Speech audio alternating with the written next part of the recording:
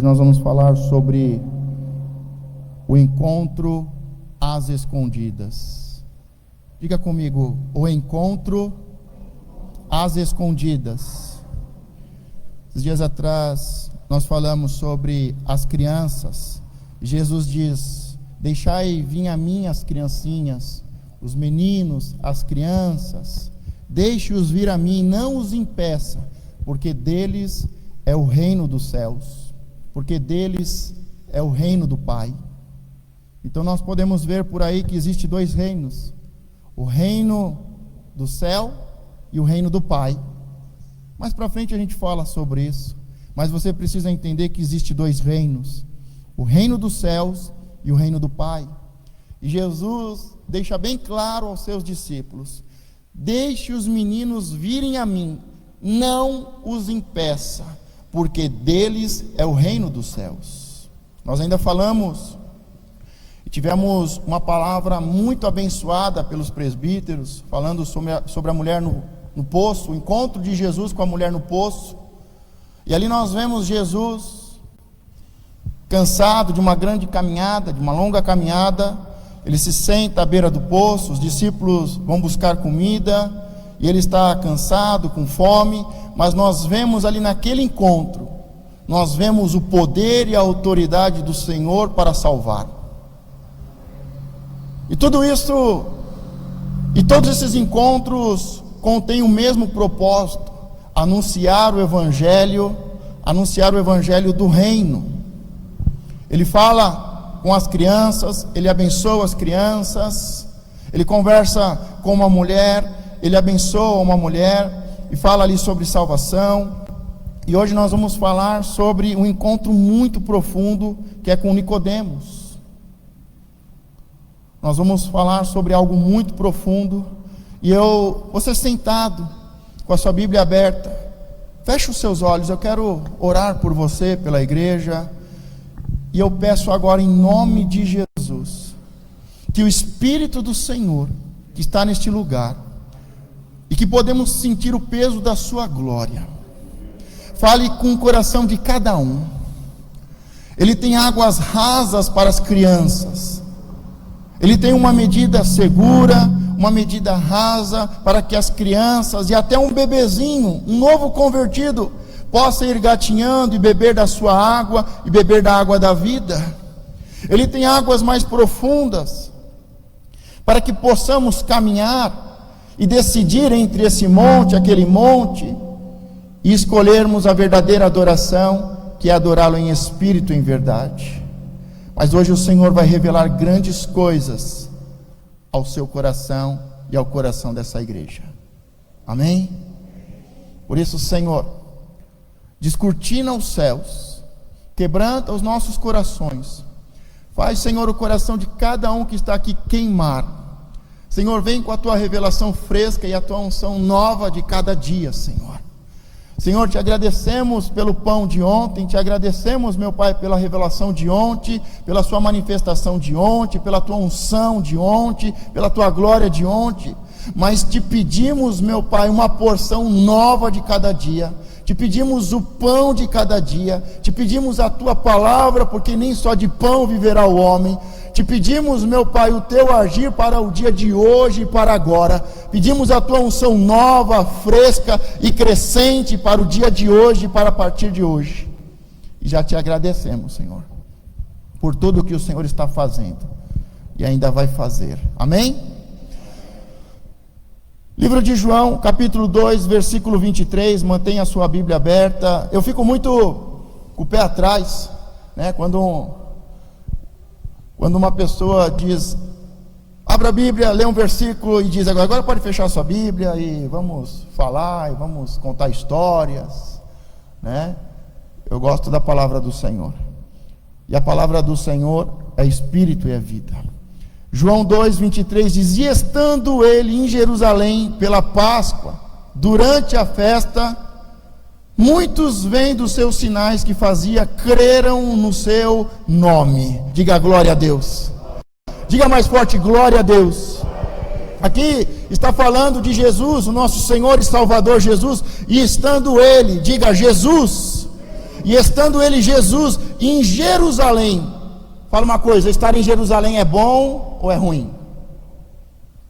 Alguns ainda estão em dúvida. Estourou uma bagunça esses dias atrás lá, né? Não dá nem para chamar muito de guerra, mas uma bagunça.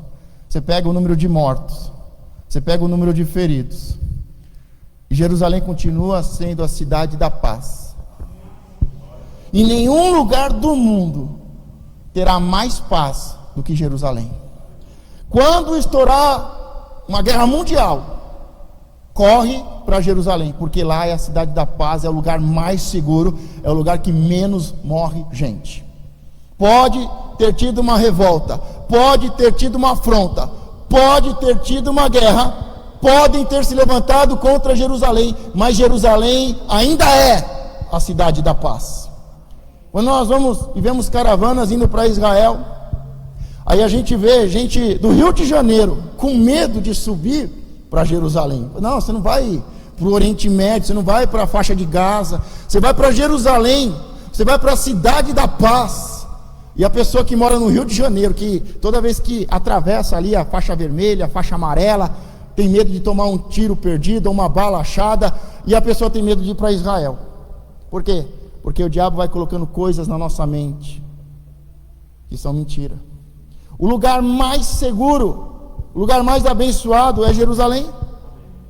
É a cidade de Davi, a cidade da paz. Por isso que eu sempre falo, quando tiver uma guerra mundial, corre para lá, porque lá é o lugar mais seguro da terra. Então, estando ele, diga Jesus, em Jerusalém. Estar em Jerusalém é bom ou é ruim?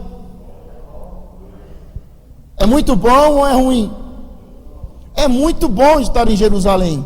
E estando ele em Jerusalém pela Páscoa, diga dia de festas, dias em que eles estão comemorando a saída do Egito e a caminhada para a terra prometida, a libertação, a passagem. Então, e estando ele, diga Jesus, em Jerusalém, diga a cidade da paz, pela Páscoa, diga passagem. Durante a festa, muitos vêm dos seus sinais, diga muitos sinais. Isso é bom ou é ruim? Muitos sinais, muitos sinais. Agora vamos fechar o versículo. Olha, vem dos sinais que fazia, creram no seu nome. Isso é bom ou é ruim? Olha que coisa maravilhosa. E estando Jesus em Jerusalém, comemorando a Páscoa, a passagem, a libertação do povo, em dias de festa, acontecendo muitos, não é pouco, muitos sinais, creram no nome dele, de Jesus. Só coisa boa, não é isso? Quantos estariam felizes? Eu acho que é o sonho de todo pastor, de todo ministério, de toda a igreja, não é? A igreja ser um pedacinho de Jerusalém, a igreja estar comemorando e celebrando a Páscoa, a ceia do Senhor, a igreja estar em festa, acontecer muitos sinais no meio do povo e crerem no nome dele. Esse acredito que é o objetivo e é o sinal de sucesso de todo pastor, de toda a igreja, de todo o povo de Deus. Amém? Quantos estariam felizes se isso estivesse acontecendo? Quantos estão felizes porque isso está acontecendo? Agora deixa eu te perguntar uma coisa, a coisa mais importante. Como é que você acha que Jesus está? Nós só falamos de coisas boas. Nós estamos falando de uma Jerusalém, a cidade do ouro, a cidade dourada. Nós estamos falando de Jerusalém, a cidade de Davi, a cidade da paz. Nós estamos falando que Jesus está em Jerusalém, a cidade dourada. Estão comemorando a Páscoa, a passagem, a libertação do povo. São dias de festa em que estão comendo e bebendo o melhor. Estamos falando que Jesus está em Jerusalém na Páscoa, dias de festa, fazendo muitos sinais. E termina o versículo dizendo que muitos creram no seu nome. Mas eu te pergunto, e Jesus, como é que está em tudo isso? Nós já falamos como é que nós estaríamos. É o sonho de todo pastor. São os sinais do sucesso. São os sinais de uma igreja abençoada, de uma igreja escolhida, de uma igreja que tem aliança. São os sinais de sucesso de uma igreja verdadeira, de avivamento. Mas como Jesus está? Diga, como Jesus está. Pergunta, como Jesus está? Diga, como Jesus está. O que ele está pensando? O que ele está sentindo? Diga, isso que importa. Diga, isso que importa. Vamos ver o versículo seguinte, porque agora vamos ver Jesus. Mas o mesmo Jesus que estava em Jerusalém, mas o mesmo Jesus que estava na Páscoa, o mesmo Jesus que estava nos dias de festa, mas o mesmo Jesus que fez os sinais, mas o mesmo Jesus que creram nele, mas o mesmo Jesus não confiava neles, porque a todos conhecia. Parece uma contradição, né? Parece uma grande contradição. Parece que o ministério, Jesus está no seu primeiro ano de ministério, o ministério de Jesus está rompendo, o ministério de Jesus está crescendo. Sinais, prodígios, maravilhas, dias de festa, sinais e pessoas crendo nele. Vendo os sinais que fazia, creram no seu nome.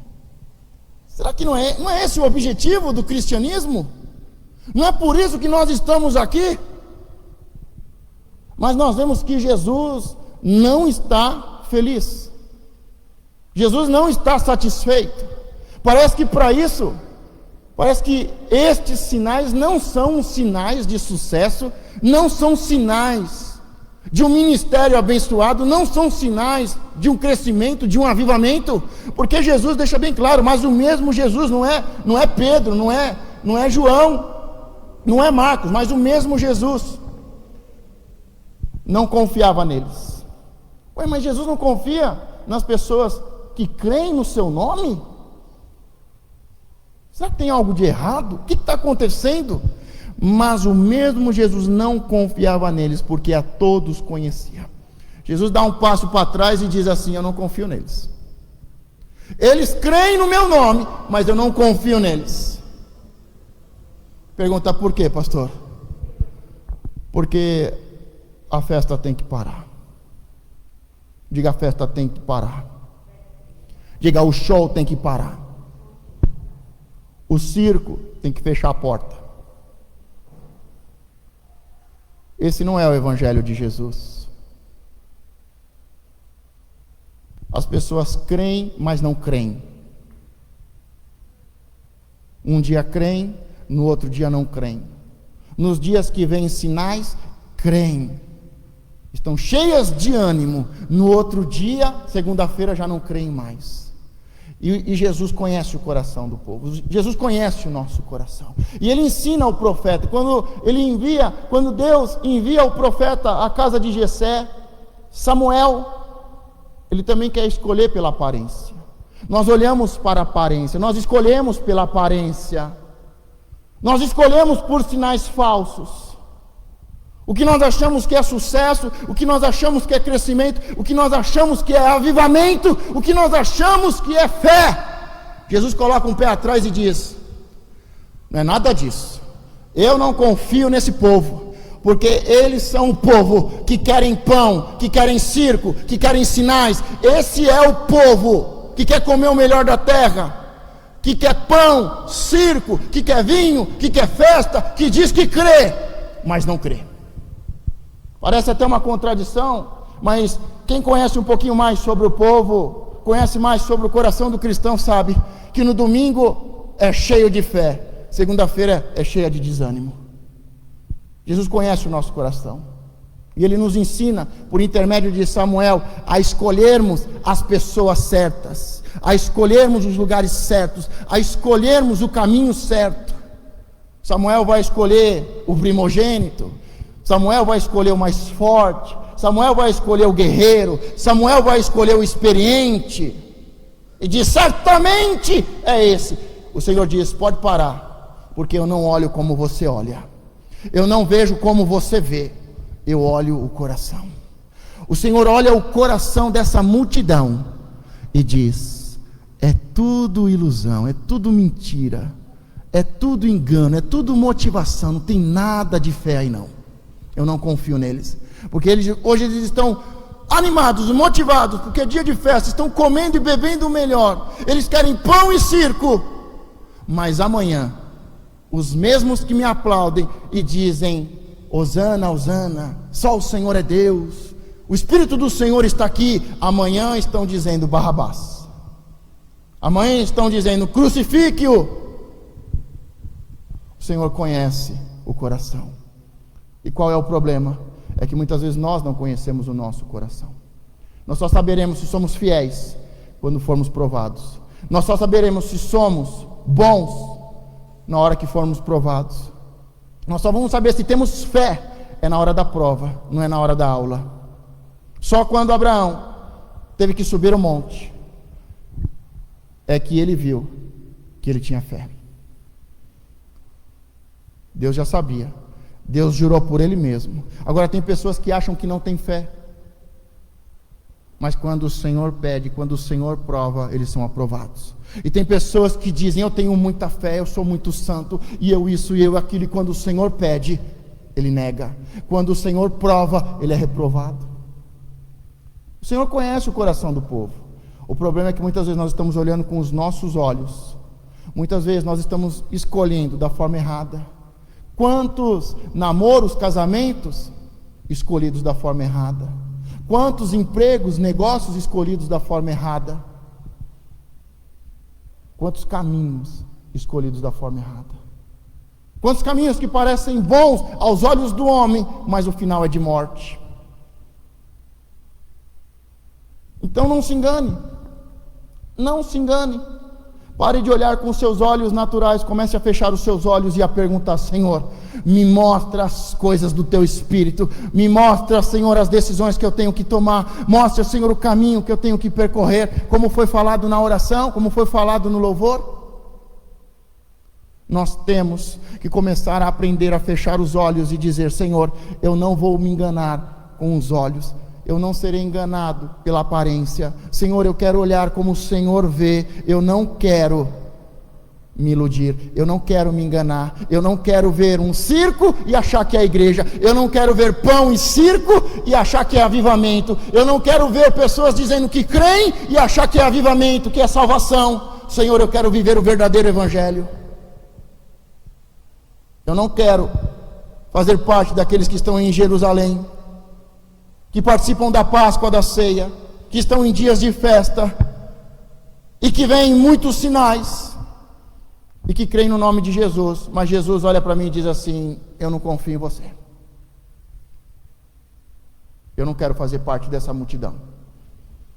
Eu não quero ser enganado pelos meus olhos. Eu estou trazendo esse texto, esse contexto, de João 2, versículo 23 e 24, para que você entenda muito bem o que está acontecendo em Jerusalém, para que você entenda muito bem o espaço geográfico e a questão histórica, e a questão espiritual, o que está acontecendo ali. Eu quero que você esteja dentro desse texto e desse contexto, porque nós vamos ler a palavra, e a palavra que nós vamos ler, aqui foi só a introdução, a palavra que nós vamos ler está dentro desse texto e desse contexto. Jesus está em Jerusalém. Jesus está em quase todas as igrejas. Tem uma que ele está do lado de fora batendo, deixa eu entrar. Se você abrir, eu entro. Jesus está em Jerusalém. Jesus está em uma igreja. São dias de comemorar a libertação, Páscoa, ceia. São dias de festa. O povo está crescendo e prosperando. No meio de uma pandemia, o povo de Deus está crescendo e prosperando. O Senhor está fazendo sinais. E muitas pessoas estão crendo.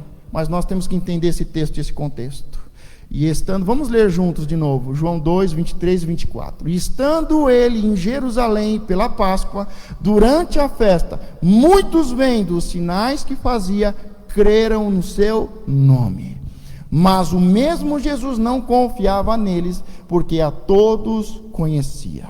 Agora eu te convido a abrir no capítulo 3, e vamos decorrer o texto, porque agora você vai entender o texto e o contexto desse encontro às escondidas. João 3, versículo 1. E havia entre os fariseus um homem chamado Nicodemos, príncipe dos judeus.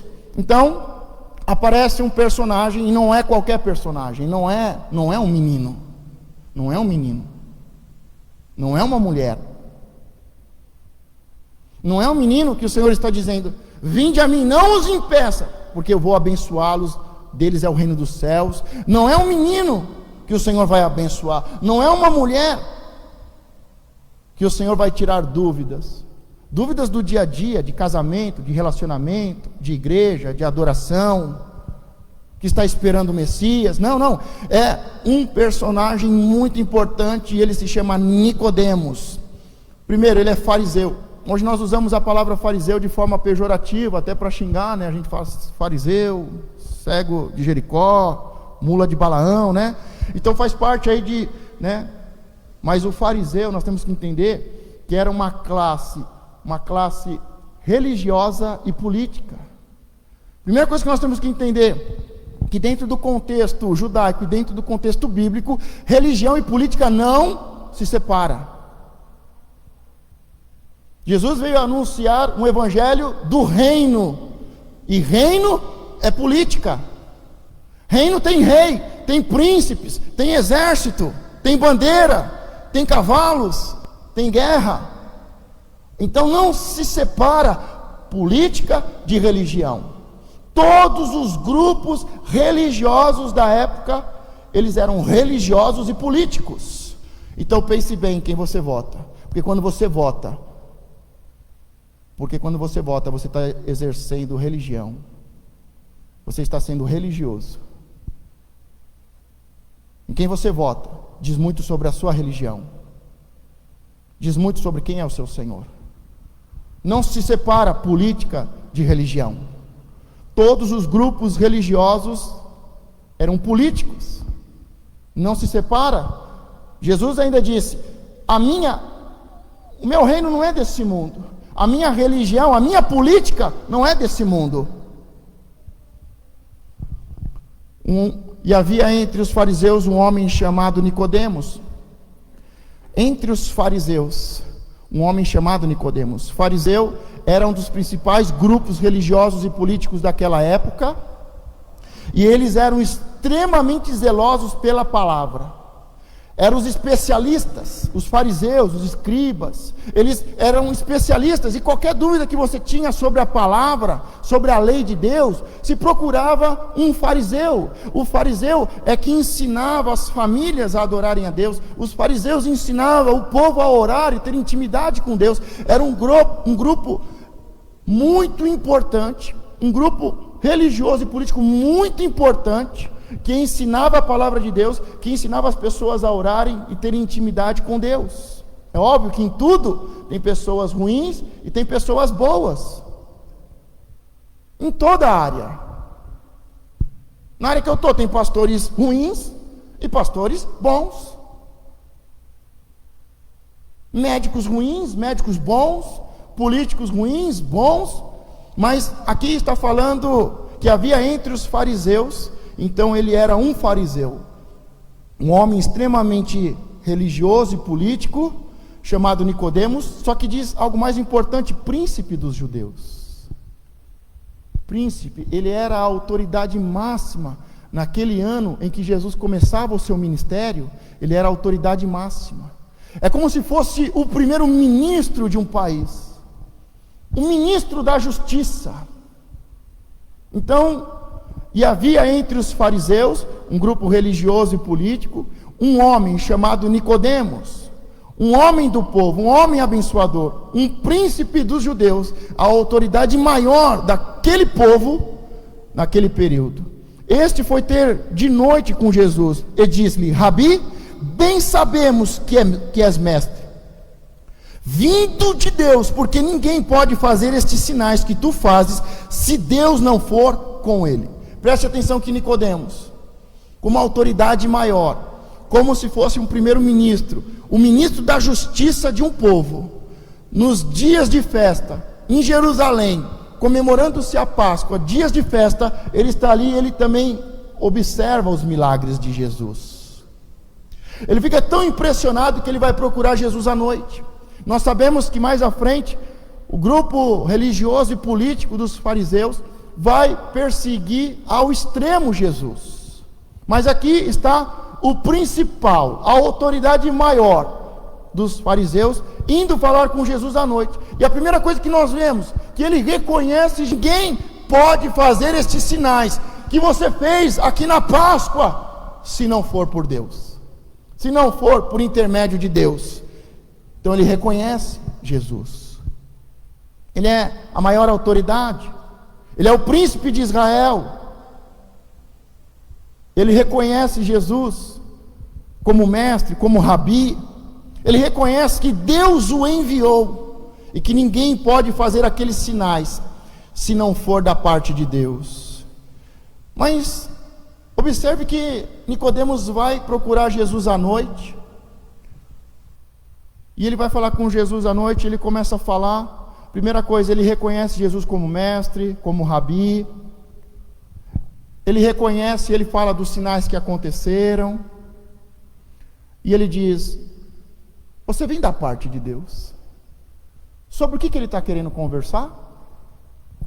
Sobre os sinais, sobre o poder de Deus. É sobre isso que Nicodemos quer falar. É sobre isso que Nicodemos está interessado. Ele foi procurar Jesus, e fica claro na palavra que ele foi lá porque ele entendeu, ele reconheceu, ele está interessado, ele quer falar sobre isso, ele quer falar com um mestre, com um rabi, que tem poder, que tem autoridade, que foi enviado de Deus. Ele quer falar sobre sinais. Diga, ele quer falar sobre sinais. Eu não sei o que te trouxe aqui hoje. Eu não sei o que você veio falar com Deus aqui hoje. Eu não sei se você veio falar sobre sinais, você veio falar sobre prodígio, sobre poder, sobre prosperidade, sobre uma porta de emprego, sobre casamento. Eu não sei. Mas muitas vezes nós vamos procurar Jesus com um propósito, com uma ideia, querendo conversar sobre algo. Mas nós vamos ver no versículo seguinte que Jesus muda totalmente o assunto. Isso já aconteceu com você? Você vem para a casa do Pai e falar com Deus, sensível à direção do Espírito, porque muitas vezes nós estamos aqui por causa de uma coisa e Deus quer falar outra coisa. Nicodemos foi falar com Jesus sobre os sinais, mas vamos ver o que Jesus fala. Jesus respondeu e disse-lhe: na verdade te digo que aquele que não nascer de novo não pode ver o reino de Deus. Diga, ver o reino de Deus. Lembra das crianças? Lembra dos meninos? Não os impeçam de virem a mim, porque deles é o reino de Deus. Jesus está falando com Nicodemos como se estivesse falando com um menino. E ele fala sobre o novo nascimento. Diga, novo nascimento. E novo nascimento significa algo muito importante. Pergunta o que, pastor? Novo nascimento. Nascimento, novo nascimento significa novo nascimento. Novo nascimento. Novo nascimento no sentido de ser criado novo, algo novo, como na criação. Diga, algo novo. Diga, algo novo. E respondeu e disse: na verdade, Jesus muda de assunto e ele vai falar sobre a verdade. Em verdade, vamos falar sobre o que importa, vamos falar a verdade, vamos falar o que liberta. Na verdade te digo que aquele que não nascer de novo não pode ver o reino de Deus. Nicodemos foi lá porque viu os sinais. Ele viu os sinais. Mas Jesus está dizendo: olha, se você não nascer de novo, você não vai ver o reino. E como eu disse, eu sempre bato na tecla: o judeu, ele quer saber do reino. Ele quer saber do reino. Jesus já vai direto ao assunto, e é o assunto do reino. Se você não nascer de novo, Nicodemos, tá bom, deixa os sinais, vamos crescer, Nicodemos. Se você nasce de novo, você tem que crescer de novo, Nicodemos. Se você se torna crente, você precisa crescer. E ele diz: se não nascer de novo, não vê o reino de Deus. Sabe o que ele está falando? Sabe o que Jesus está falando para Nicodemos? Nicodemos, você é um guia cego, guiando uma nação de cegos. Você é o príncipe, a maior autoridade, mas você é um guia cego, guiando um povo cego, e vocês vão cair no precipício. Você precisa nascer de novo para ver o reino. senão você não vai ver o reino. E como é que se nasce de novo? Estamos concluindo o estudo de semana falando sobre Deus, os anjos, os homens, a queda do homem, os 4 níveis da queda do homem, a salvação do homem. E quem está de quinta-feira sabe como é que faz para nascer de novo, porque o homem foi tentado no espírito, na alma e no corpo. Quando o homem come do fruto proibido, seu espírito morre imediatamente, naquele momento, naquele dia, naquela hora em que ele come. Mas a alma e o corpo foram morrendo aos poucos. E a salvação é da mesma forma. A salvação acontece imediata, o espírito é salvo, e depois a alma e o corpo vai recebendo vida eterna aos poucos, um processo de transformação. E aqui Jesus está falando sobre nascer de novo. Como é que uma pessoa nasce de novo? Diga: aquele que crê, recebe vida eterna. Diga: basta crer. É a obra do Pai, é o evangelho do Pai, é o evangelho da graça, que pela graça, mediante a fé, somos salvos. Então não há nada que você possa fazer, não há preço que possa comprar, não há nada, é impossível ao homem se salvar. Mas para salvar o espírito, começar o processo de salvação do homem que tinha caído, estava morto. Da mesma forma que morreu primeiro no espírito, depois na alma e depois no corpo, agora o homem precisa voltar a viver, primeiro no espírito, depois na alma e depois no corpo. E como é que uma pessoa é salva? Como é que uma pessoa recebe vida eterna? Primeiro, quanto tempo dura a vida eterna? 5 minutos? Quanto tempo dura a vida eterna? Até morrer? Quanto tempo dura a vida eterna? Até eu pecar? Até o próximo pecado? Diga: vida eterna é vida eterna. E se nós recebemos pela graça, porque não merecemos, se fizermos algo errado, continuamos não merecendo, e se fizermos algo bom, continuamos não merecendo. Somos salvos pela graça. Não podemos fazer nada, não há nada que você possa fazer para ser salvo. Basta um encontro. Mas eu sempre falo, vou colocar minha cabeça a prêmio, porque a religiosidade é tão grande. E aí os fariseus começam a se levantar. Vou te falar algo muito sério, posso falar? Você está preparado? Sentado você já está.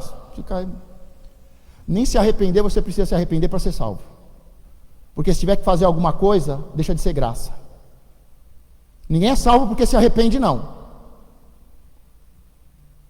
Nós somos salvos porque Deus nos dá graça. E cremos e pela fé acessamos a graça de Deus. E pela graça de Deus somos salvos. Você não precisa fazer nada. Você não precisa orar. Você não precisa confessar. Você não precisa levantar a sua mão. Não basta nada. Não se faz nada. Não se compra. Não há um gesto. Não há nada. Apenas algo que todo ser humano tem, que é fé. Alguns creem que o homem veio do macaco. É uma fé poderosa. Tem que ter muita fé para acreditar que o homem veio do macaco. Mas tem gente que crê. E tem que ter muita fé para acreditar que Deus se fez homem por intermédio de uma virgem e que morreu e ressuscitou. Tem que ter muita fé. Eu acho que tem que ter até mais fé para que o homem veio do macaco do que se fez homem. Mas é fé. É fé. Você conversa com uma pessoa que no evolucionismo, que o homem veio da ameba, veio do macaco, é fé. Não se prova, é fé. E eu fico admirado, eu falo: você tem uma fé muito grande para acreditar que o homem veio do macaco. Você tem muita fé, parabéns. Aí você: eu creio que Deus veio dos céus e uma mulher virgem, ele morreu, ressuscitou. Você acredita? Acredito. Eu não acredito, mas cada um acredita no que quer. Mas para ser salvo, basta crer. A palavra deixa bem clara que quem crê recebe vida eterna. E o que é crer e receber vida eterna? O homem é espírito, alma e corpo. O Espírito de Deus, quando eu creio, o Espírito de Deus vem sobre o meu espírito e se une. O Espírito de Deus,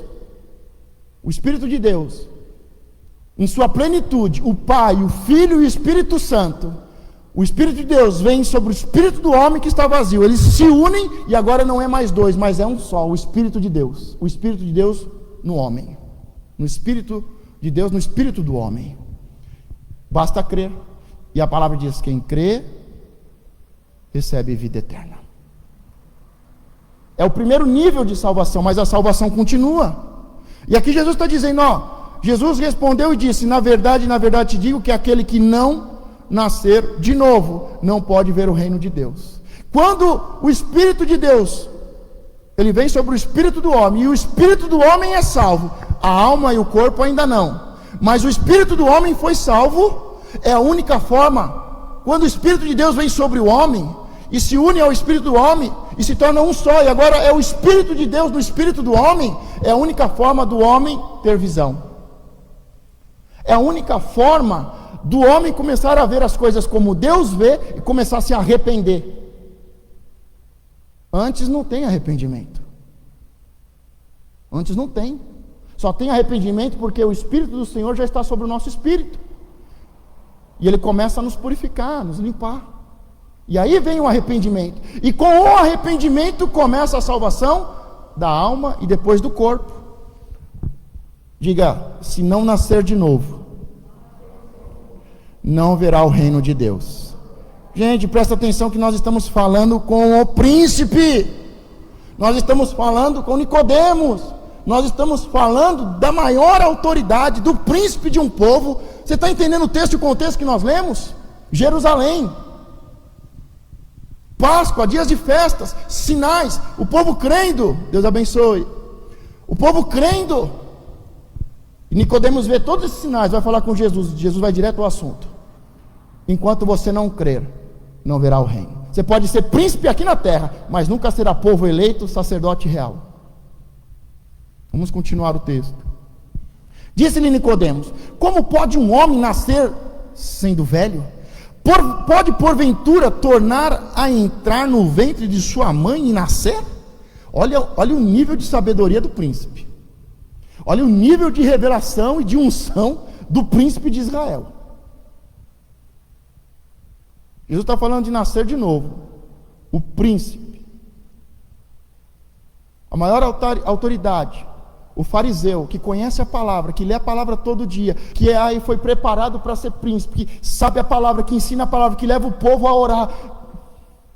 Ele fala, mas como pode um homem velho como eu entrar de novo no ventre da minha mãe? Olha o nível de entendimento da palavra, olha o nível de entendimento de revelação, olha o nível de unção que eles estão. As pessoas falam, pastor, você gosta dos judeus, né? Eu oro por Jerusalém, pelos muros, pela paz, amo os judeus. Mas você aprende com ele, pastor? Com eles? Não. Tem muita gente aprendendo com o judeu. Sabe o que Isaías disse? Sabe o que Isaías disse? Há 900, quase 1000 anos atrás. Isaías ora a Deus e fala, o Senhor, por que o Senhor? Por que Deus? Porque o Senhor está nos tirando do caminho, porque o Senhor está endurecendo o nosso coração e nos desviando do seu caminho. O judeu é um povo de coração duro, o judeu é um povo que está no caminho errado, mas tem gente sendo guiado por judeu, eles não aceitam Jesus. E Isaías já falava, porque Isaías foi o profeta maior que falou sobre a cruz, é a revelação de Jesus na cruz, a morte e ressurreição. Isaías fala sobre a revelação que ele teve de Jesus na cruz sendo moído. Isaías traz a revelação do povo de Deus falando, o Senhor, foi o Senhor que está endurecendo. Por que o Senhor? Ele questiona a Deus, por que o Senhor está endurecendo o coração do povo judeu, do povo da qual você tem aliança? Porque o Senhor está nos desviando do caminho? Porque Deus já tinha um outro plano, e Ele tinha um plano de resgatar os gentios, e para isso Ele vai endurecer o coração do judeu, e vai tirá-los do caminho, mas no fim, eles se voltarão para Cristo e clamarão a Cristo. Mas o plano de endurecer o coração e tirá-los do caminho, era para que nós pudéssemos entrar no caminho, e estarmos na frente dos judeus. Então eu aprendo muito com eles. Pergunta, por quê, pastor? Mas como assim você aprende? Se eles não acreditam em Jesus, mas tem muito judeu messiânico, é tão cego como Nicodemos. Mas eu amo, eu oro, e eu aprendo com eles, sabe como? Não é pela palavra, é pela cultura. Porque o povo judeu é o único povo que não tem uma cultura, ou seja, a sua cultura é uma revelação do reino de Deus. Então, na própria cultura, você entende o reino de Deus. São cegos guiando cegos. Ah, porque o rabi é muito inteligente. Inteligente é uma coisa, sábio é outra. Então nós temos que ter muito bem isso claro. Disse-lhe Nicodemos: como pode um homem nascer sendo velho? Pode porventura tornar a entrar no ventre da sua mãe e nascer? Jesus, ele olha para aquela criança e diz: vem que eu vou te abençoar. O nível de mentalidade mas vem da cegonha? A gente nasce de novo, Deus traz de uma cegonha? O nível de maturidade de um fariseu, de um príncipe.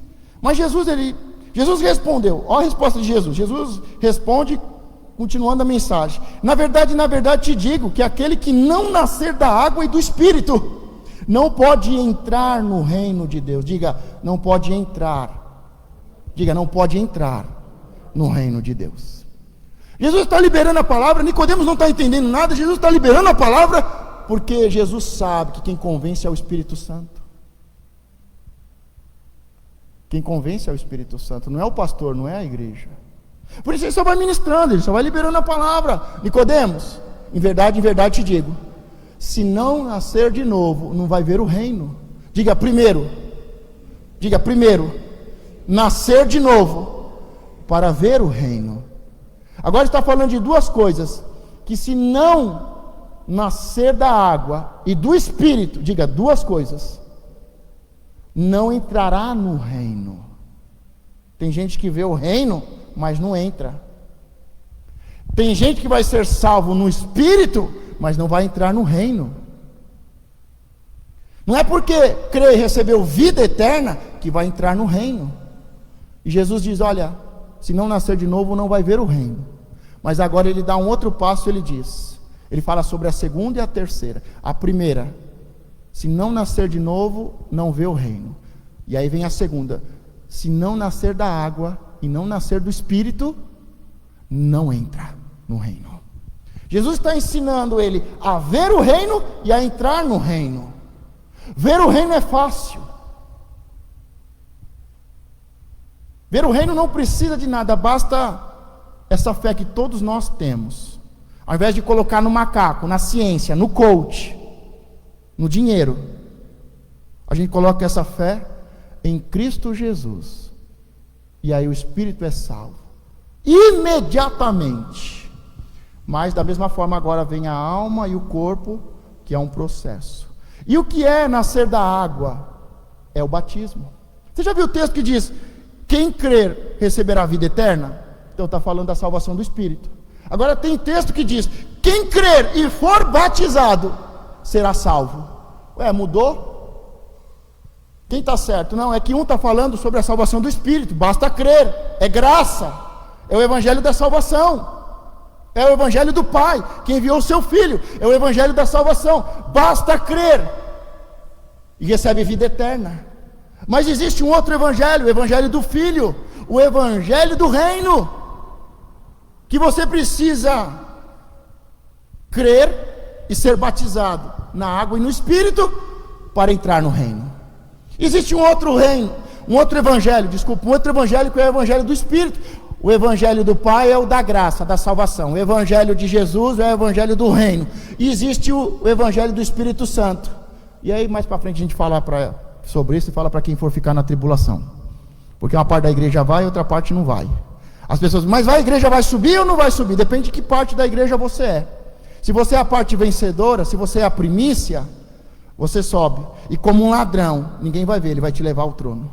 E aí depois, a igreja fraca, que vai passar pela tribulação, porque tribulação é para amadurecer. Tem pessoas que passaram pela tribulação já amadureceram, então vão subir antes da tribulação, dos 7 anos de tribulação, mas tiveram uma vida de tribulação. E aí os que na tribulação não negarem o nome de Cristo, que amadurecerem, depois sobem.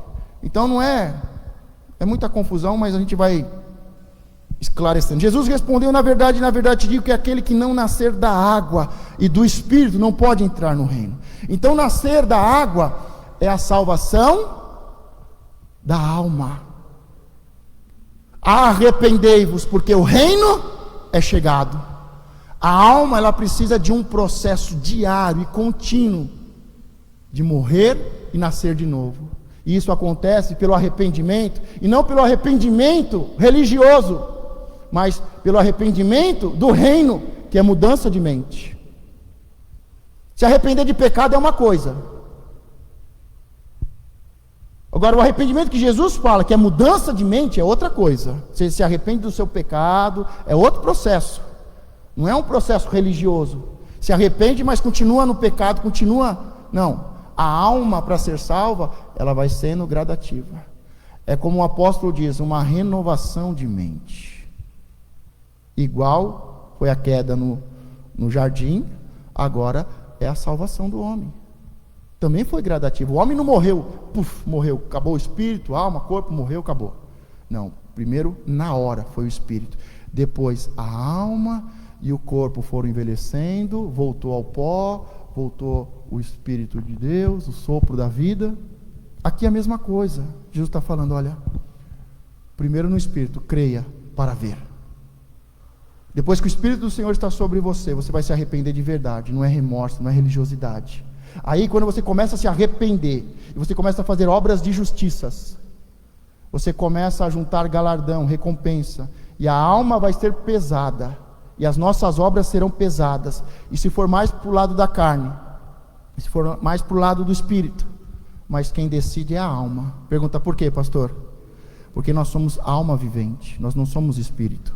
O homem é alma vivente, e tem um corpo que veio do pó, e tem um corpo que veio do céu, o barro e o fôlego da vida, o sopro de Deus. Mas quem decide é a alma. E o arrependimento é a decisão da alma. Eu vou decidir fazer o quê? Continuar do mesmo jeito? Eu vou mudar? Eu vou crescer? Eu vou vencer? O que Jesus falou sobre o reino? Desde João Batista até agora, o reino é tomado à força. A primeira salvação você não tem que fazer nada, não faz nada senão atrapalha. Se você quiser se arrepender, atrapalha. Se você quiser dar oferta, atrapalha. Você simplesmente deixa essa fé em Deus fluir, e você recebe vida eterna. Você não tem que fazer nada para o seu espírito ser salvo, apenas acessá-lo e acessar a graça, mediante a fé, ser salvo. Agora a alma, você vai ter que empenhar força, você vai ter que se esforçar, você vai ter que esmurrar a sua carne, você vai ter que falar assim, ô carne preguiçosa, corre para ir para a igreja, ô carne preguiçosa, paga o preço para ir na quinta-feira, paga o preço, tem que ser a força, o reino é tomado à força. É assim que a alma vai sendo salva, e seremos julgados. E o corpo, que é nascer do Espírito, quando tocar a 7ª trombeta, que fala de Apocalipse, o corpo, os mortos voltarão a viver, o corpo ressuscitará no Espírito, e o corpo passará por 40 dias de transição, como Jesus, e depois de 40 dias será glorificado. É isso que ele está falando com Nicodemos. Mas Nicodemos está pior do que um menino. Nicodemos está pior do que a mulher do poço. Eu não sei mais quem é quem aqui. Eu não sei mais como é que faz as coisas. Eu já não estou entendendo mais nada. Eu não sei se é nesse monte, se é naquele monte. Eu não sei mais se é eu ou se é você, Jesus. Eu não estou sabendo mais nada. Nós temos que começar a esclarecer as coisas. Jesus respondeu, na verdade te digo que aquele que não nascer da água e do Espírito não pode entrar no reino de Deus. O texto continua, e o que nasce da carne é carne, e o que é nascido do Espírito é Espírito. Não te maravilhes de ter dito, necessário vos é nascer de novo.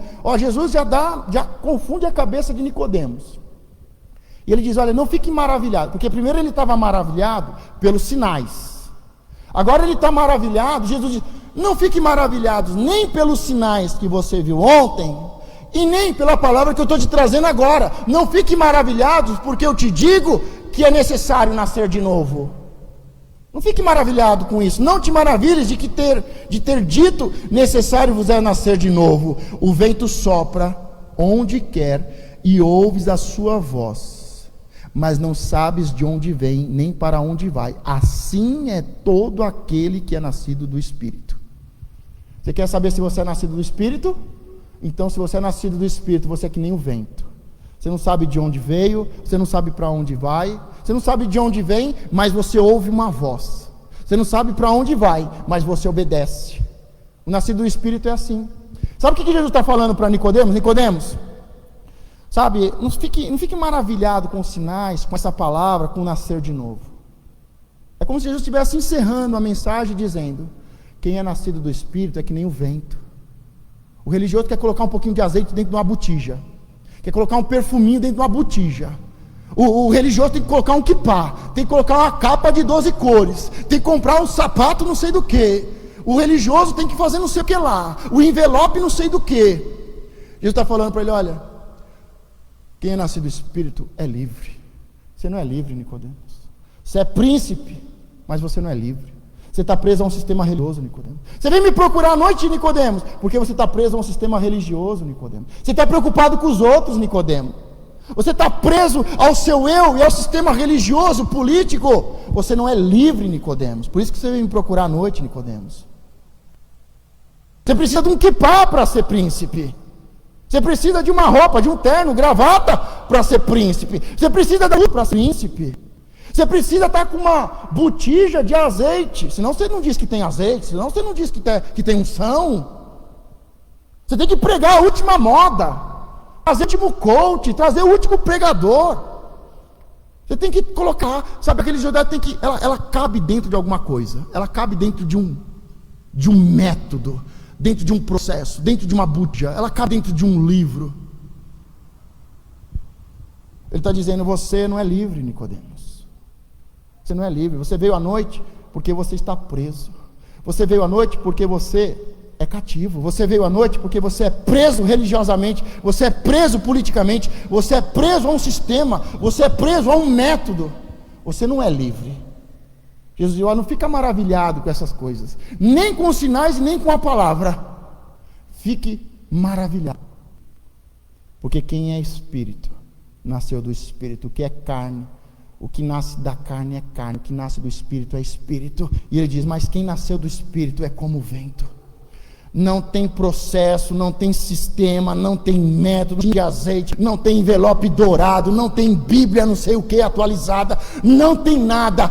Vem o Espírito, ele sopra, ouve a sua voz, e você não sabe para onde você vai, mas você é livre para obedecer e para seguir a Cristo. Nicodemos, você não pode me seguir. Continua no seu sistema religioso, Nicodemos, porque você está preso a um título, Nicodemos. Fica lá no seu sistema religioso, Nicodemos. Fica lá fazendo a sua politicagem, Nicodemos. Continua sendo um guia cego, Nicodemos, porque você continua cativo, Nicodemos.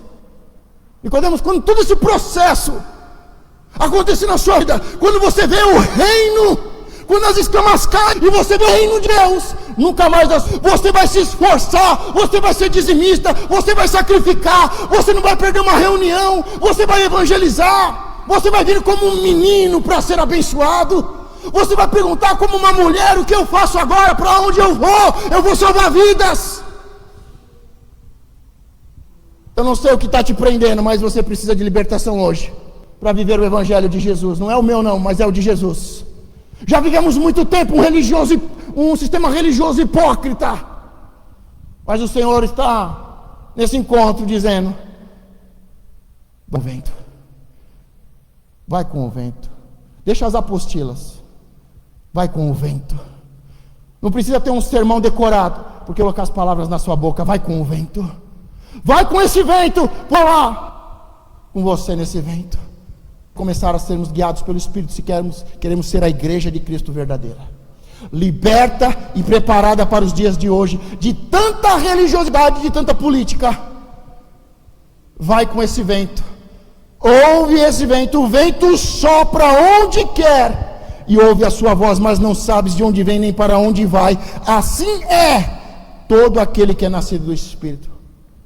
Falamos sobre o casal Zacarias e Isabel, José e Maria. Falou com Jesus, Deus falou com Zacarias no Santo dos Santos, Deus falou com Maria nos afazeres da sua casa, depois falou com os homens. Deus, ouviu-se uma voz, um vento soprou uma voz, e os nascidos do Espírito dizem: cumpra-te a tua vontade na minha casa. Amém? Deus te abençoe. Firme? Nicodemos respondeu: como pode ser isso? Agora dá um nó na cabeça de Nicodemos. Como assim eu não vou conseguir ser um homem de Deus sem gravata? Eu não vou conseguir ser povo de Deus sem uma Bíblia. Eu não vou conseguir sem uma botija de azeite. Eu não consigo. Eu não podemos responder e dizer, como pode ser isso? Tem que nascer de novo.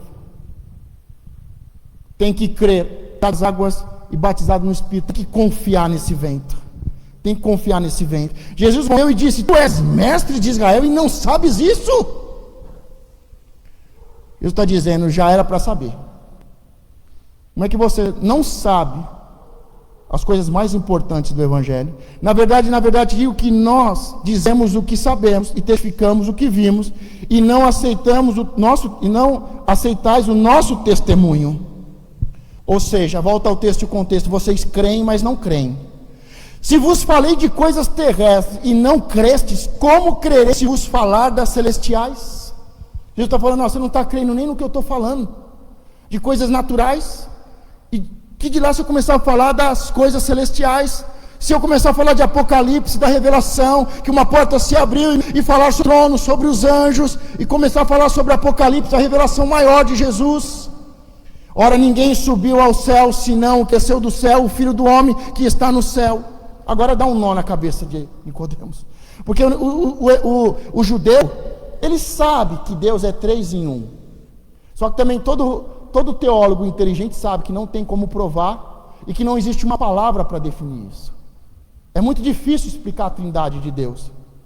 Mas o judeu, ele sabe, ele esconde os textos antigos disso. Ele esconde esses textos para dizer que Deus só há um, que Ele não é Pai, não é Filho e não é Espírito Santo. Mas ele conhece os textos, mas ele não ensina. E da mesma forma, um teólogo, ele sabe que isso é do Espírito, é a palavra de Deus, que é Espírito e que é vida, não as Sagradas Escrituras. Mas não tem como provar, não há uma palavra em nenhum idioma que você possa conseguir definir como 3 em 1. É loucura, é só pela fé. Mas olha o que Jesus diz, e dá um nó. Ora, ninguém subiu, ou seja, ele está falando dele mesmo, ninguém subiu. Ou diz, ele estava aqui. Antes da criação ele estava aqui, junto com o Espírito que pairava sobre as águas. Ora, ninguém subiu ao céu, senão o que desceu. Então ele estava aqui, com o Espírito que pairava sobre as águas. Então ninguém subiu, que antes não tinha descido. Ora, ninguém subiu, senão o que desceu do céu, o homem que está no céu. Ele falou, antes eu estava aqui, eu subi, depois eu desci, e agora eu estou aqui, eu também estou. Dá um nó na cabeça de Nicodemos. Um nó. Mas, só um versículo de encerrar lá sobre Isaías. Isaías 9,6 diz, porque um menino nos nasceu, diga Jesus. Porque nos nasceu, diga Jesus.